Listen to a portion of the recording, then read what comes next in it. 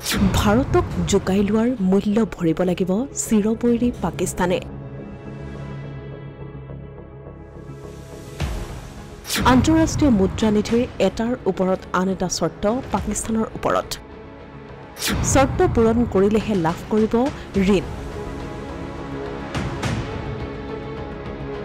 ভাৰতৰ সৈতে পাকিস্তানৰ হোৱা সংঘাতৰ মাজতে আন্তঃৰাষ্ট্ৰীয় মুদ্ৰানীতি চমুকৈ IMFে পাকিস্তানক ঋণ আগবঢ়োৱাক লৈ বিশ্বজুৰি ব্যাপক প্ৰতিক্ৰিয়াৰ সৃষ্টি হৈছে।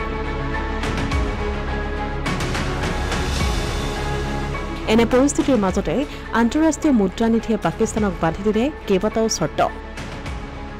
শেহতীয়াকৈ আন্তঃৰাষ্ট্ৰীয় মুদ্ৰানীতিয়ে পাকিস্তানৰ বাবে পৰৱৰ্তী কিস্তি মুকলি কৰাৰ বাবে 11টা নতুন চৰ্ত আৰোপ কৰিছে। কেৱল এয়াই নহয়, চৰ্ত পূৰণ নকৰিলে পৰৱৰ্তী কিস্তি মুকলি নকৰাৰো সকিয়নি প্ৰদান কৰিছে IMFে।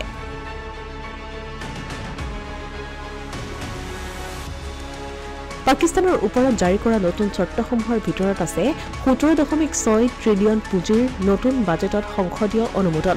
একেদৰে বিদ্যুতৰ বিলৰ ঋণ পৰিশোধৰ চাৰ্জাৰ্জ বৃদ্ধি আৰু 3 বছৰতকৈ অধিক পুৰণি ব্যৱহৃত বাহন আমদানিৰ ওপৰত থকা নিষেধাজ্ঞা প্ৰত্যাহাৰ। ৰাষ্ট্ৰীয় সংবাদ মাধ্যমৰ তথ্য অনুসৰি IMFে পাকিস্তানৰ ওপৰত নতুন 11টা চৰ্ত আৰোপ কৰি মুঠ চৰ্ত 50টালৈ বৃদ্ধি কৰিছে।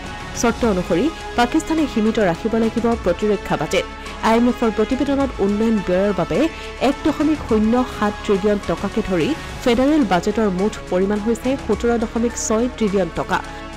নতুন চৰ্ত অনুসৰি 4টা ফেডাৰেটিং ইউনিটে নতুন কৃষি আয়কৰ আইনসমূহ এক বিস্তৃত পৰিকল্পনাৰ জৰিয়তে কাৰ্যকৰী কৰিব।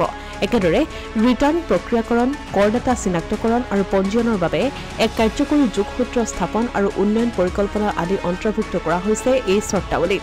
শক্তি শুল্ক খৰচ আদায়ৰ বাবে চৰকাৰে চলিত বৰ্ষৰ 1 জুলাইৰ ভিতৰত বাৰ্ষিক বিদ্যুৎ শুল্ক পুনৰ নিৰ্ধাৰণ কৰাৰ অধিসূচনা জাৰি কৰিব IMFে।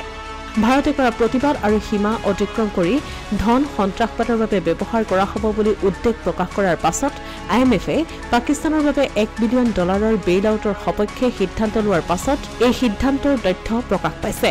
গতিকে ইয়াৰ পৰা স্পষ্ট হৈছে যে ভাৰতে যুদ্ধবিৰতি ঘোষণা কৰিলেও চিৰবৈৰী দেশ পাকিস্তানে ভাৰতক কৰা অন্যায়ৰ মূল্য এটাৰ পাছত আন এটাকৈ ভৰিব লগা হৈছে। Asomiya Pratidin digital desk.